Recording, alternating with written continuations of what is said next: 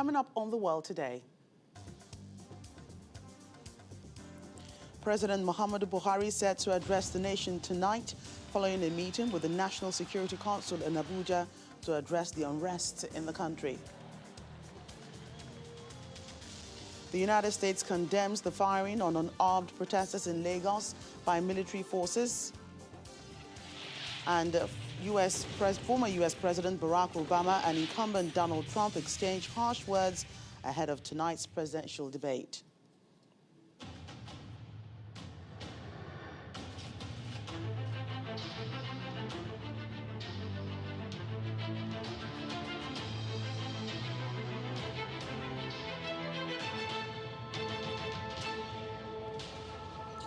Hello and welcome to The World Today. I'm Joke Rogers. President Muhammadu Buhari will soon come up with something that may be agreeable to all Nigerians in the aftermath of protests that has led to violence in parts of the country.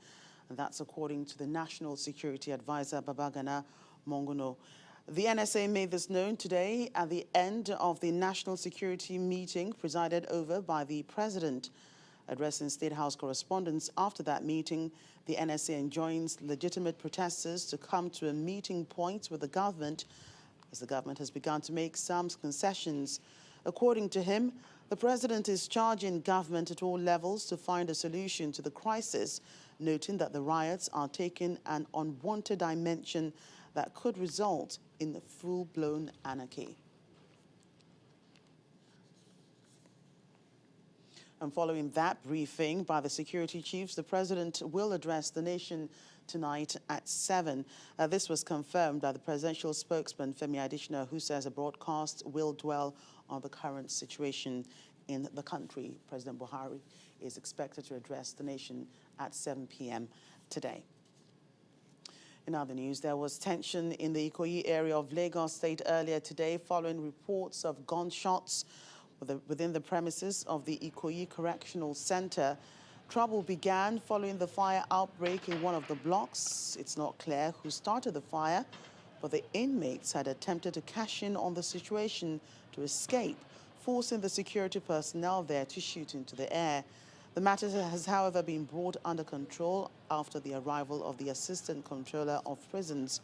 This is coming about 48 hours after the attempted prison break in Edo State in the South.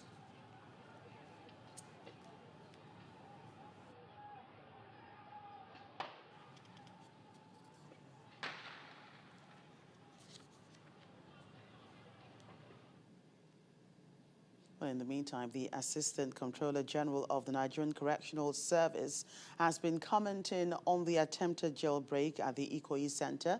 In an interview with our correspondent, Nyota Egbe, the controller explains that the pandemonium broke out following a fire incident at the administrative block, which some of the inmates wanted to cash in on to escape. His comments. All sister agencies are on ground, and we have been able to contain the crisis. No inmate escaped. We can assure you that corrections, we are doing what we are able to do to ensure that we keep the security of the custodial center.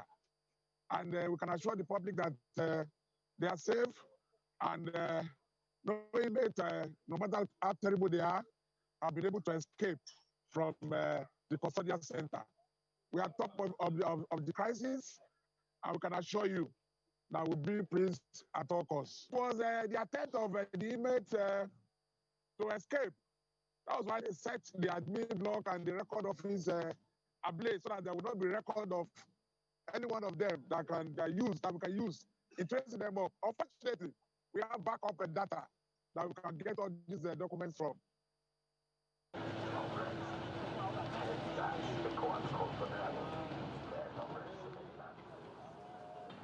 Meanwhile, security operatives in Delta State have foiled an attempted jailbreak at the Ikoyi Correctional Center in Buhari, Delta State.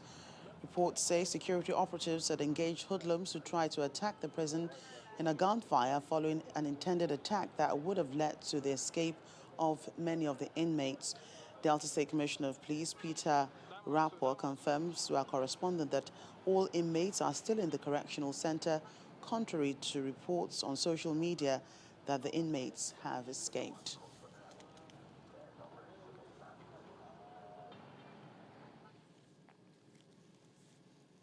And elsewhere, days after the shooting of protesters at the Lekki Toll Plaza, Nigerians have continued to express concerns on the status of those wounded in that attack.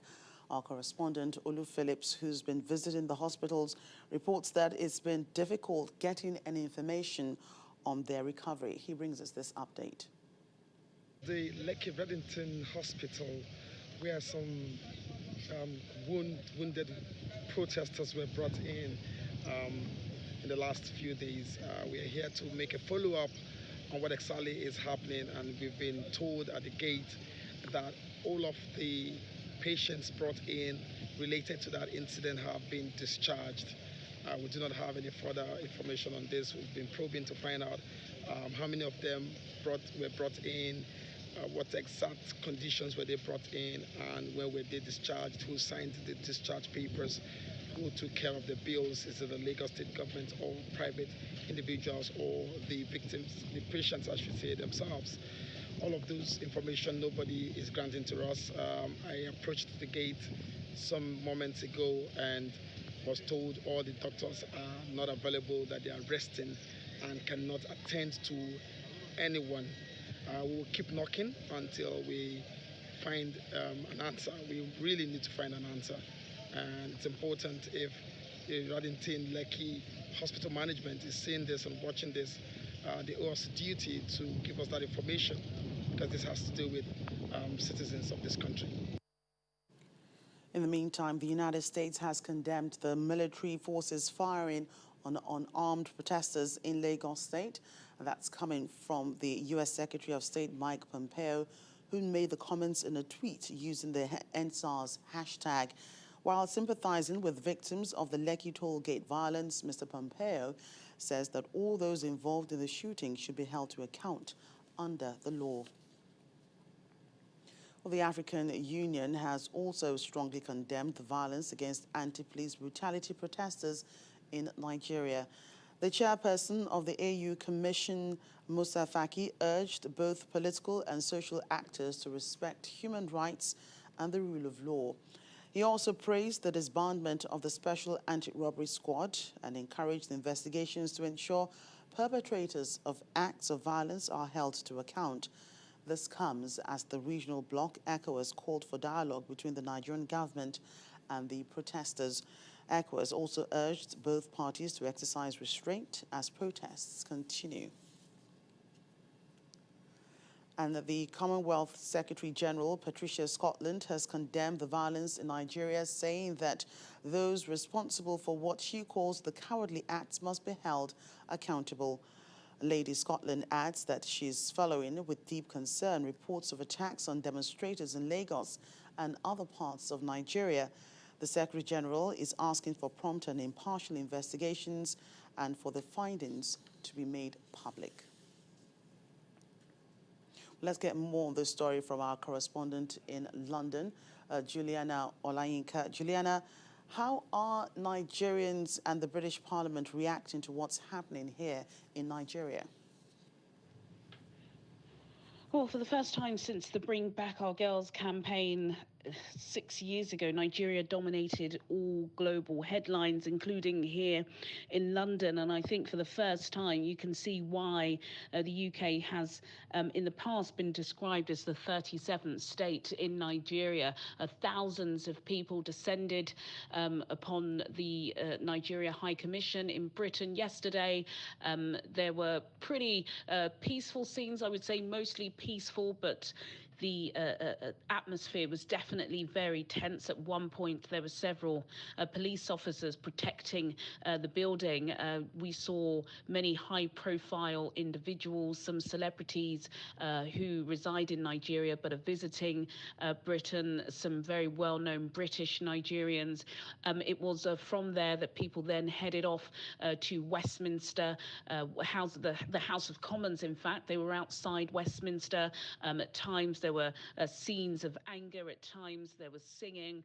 At times, there was a visual. And at least 6 members of Parliament came out to address the crowd. I'm sure many of our viewers would see that there has been a petition that has been set up by Nigerians here in Britain, calling on the British government to implement sanctions against the Nigerian government and officials. So far, that has over 210,000 signatures. We have a process here in Britain for the government to respond to a claim. They need 10,000 signatures. For it to be a debate in the House of Commons, there needs to be 100,000 signatures. There are much more than that. So we're definitely going to expect and anticipate more responses from the British government. We actually had a response from Dominic Raab. Dominic Raab is the Foreign Secretary of the United Kingdom.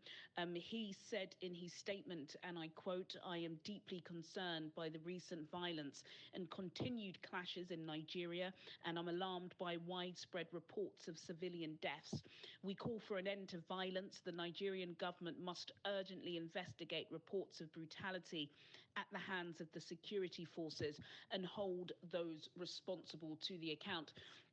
So those were the exact words from Dominic Raab there, speaking on behalf of the British government. In fact, even though there is a debate that will take place soon, the discussions, the sentiment that's being felt in Nigeria has already made its way into the House of Commons. One MP called Stephen Doubt, I believe he represents constituents in Wales, he raised the protests in the House of Commons yesterday. And so it's very much on the radar. I'm sure we're all seeing the same pictures on social media. We're all sharing the same images. I think it's also important to note that there are senior members of the British Nigerian community calling for calm. I know there are a series of protests that will be taking place on the weekend. These are people who are defending Nigeria. These are people who wish to debunk fake news.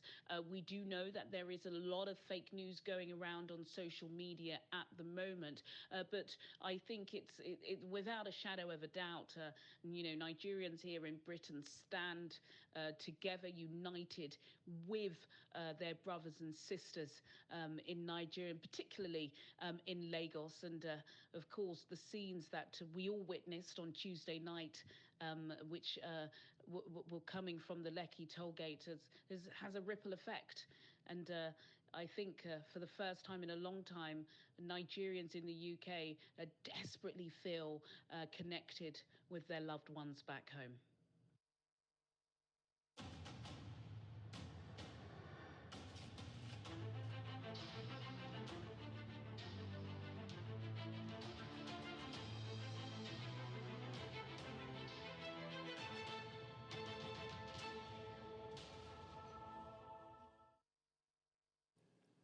Thank you very much for that. Our correspondent in London, Juliana Olayinka, giving us details about the protest in London.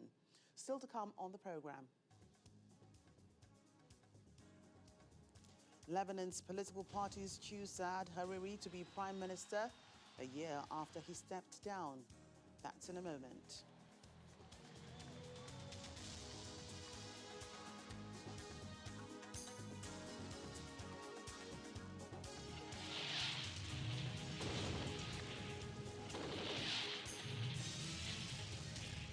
Welcome back to the program, and staying with our top story today, Nigerians in South Africa have also staged a protest in Pretoria and Cape Town in solidarity with the hashtag #EndSARS protests here in Nigeria. In Pretoria, the march was taken to the Nigerian High Commission, where protesters presented a list of demands, while in Cape Town, hundreds of Nigerian students marched to the South African Parliament, where an official listened to their presentation. Our South Africa Bureau Chief, Betty De Beer, reports.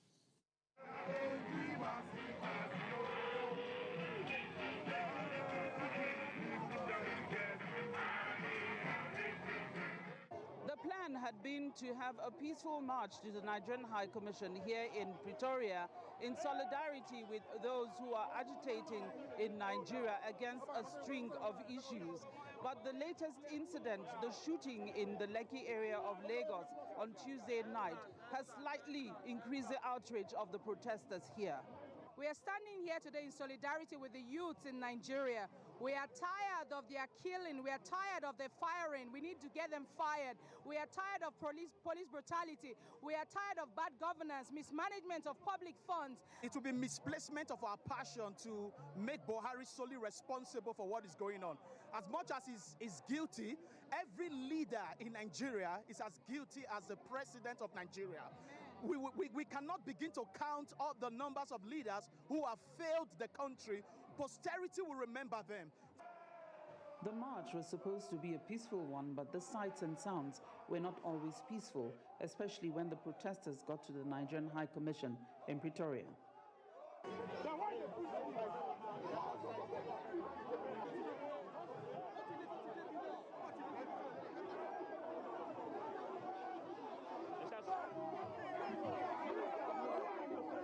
The Nigerian High Commissioner to South Africa, Ambassador Kabir Bala, came out twice to receive the protesters' memorandum of demands and address them. Please, Nigerians living in South Africa strongly condemn police, the SARS, brutality, and all forms of inhuman treatment of the Nigerian citizens.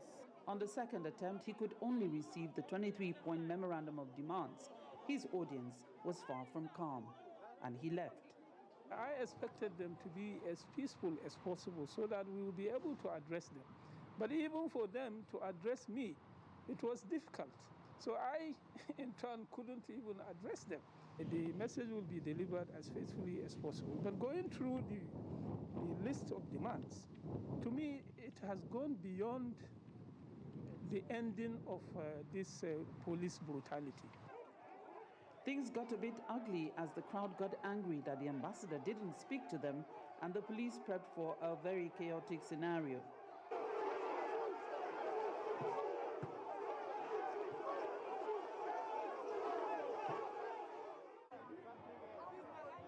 The protesters soon dispersed, no less angry than they came. You will see us. Meanwhile, in Cape Town, a similar protest has also taken place by Nigerian students from several universities in the Western Cape province. From Pretoria, South Africa, Betty Divya, Channels Television News. So in other news now, with less than 2 weeks to go before the U.S. presidential election, former U.S. President Barack Obama has returned to the campaign trail in support of the Democratic candidate Joe Biden. Speaking at a drive-in rally in Philadelphia on behalf of Mr. Biden, his former Vice President, Mr. Obama, offered his most pointed critique yet of his successor, Donald Trump. Mr. Obama, who governed for 2 terms, blasted President Trump for his handling of the coronavirus pandemic. We vote up and down the ticket like never before.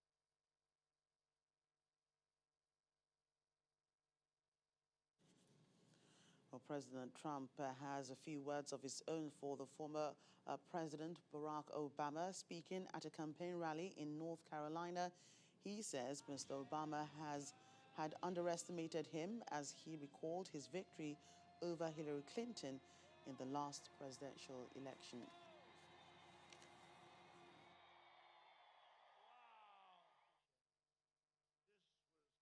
It's time to set. Well, we'll get to know what reactions of Americans are about the taunts and counterattack from former President Barack Obama and President Donald Trump. And joining us to talk more on that is our Washington correspondent, Maria Bird. Maria. Hello, how are you? Right, so, all right, tell us more about, what Americans think about the 2 men having a go at each other. Well, Americans are saying that it is about time. Many of those that are supporters and obviously that were, supporters of President Obama when he was in office are saying that when was he going to come out? And so they're very glad to see him come out.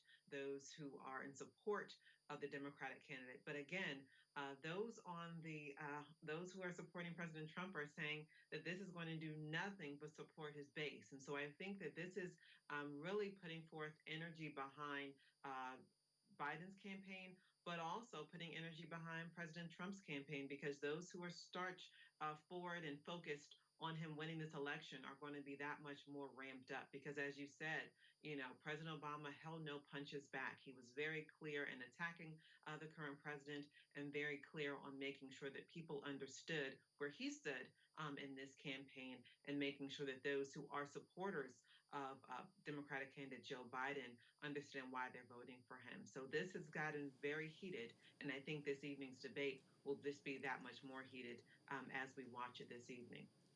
Right. So, President Trump did say that Barack Obama had underestimated him during the last elections when he won against Hillary Clinton. What do we expect from this final push for votes from both candidates, well, at the debate, that's Mr. Trump and Mr. Biden during the last TV debate? Well, it'll be an hour and a half long.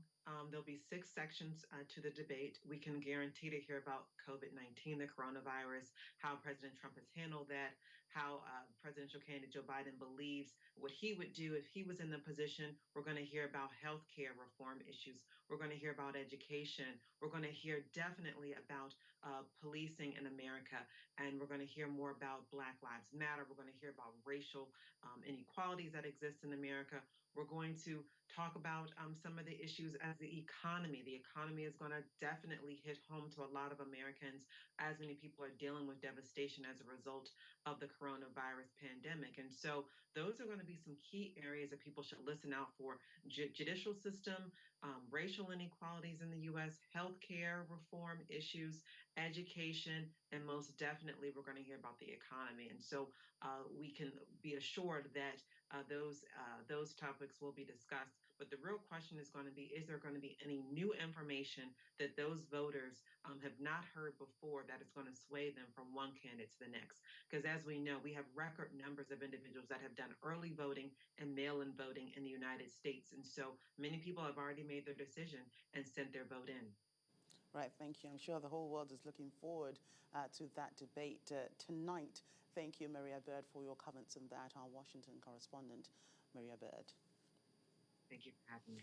Let's move on to other stories. Lebanon's political parties have chosen Saad Hariri to be prime minister a year after he stepped down in the face of mass anti-government protests. Mr. Hariri was asked to form a new government after he secured the backing of a majority of members of parliament. Protesters began demanding a complete overhaul of the political system last October amid a deep economic crisis. The country has been pushed further to the brink by the COVID-19 pandemic and August's devastating blast in Beirut. The disaster, which many blamed on government negligence, prompted the resignation of Mr. Hariri's successor, Hassan Diab. Well, that's the world today. Thank you so much for watching. I'm Joker Rogers.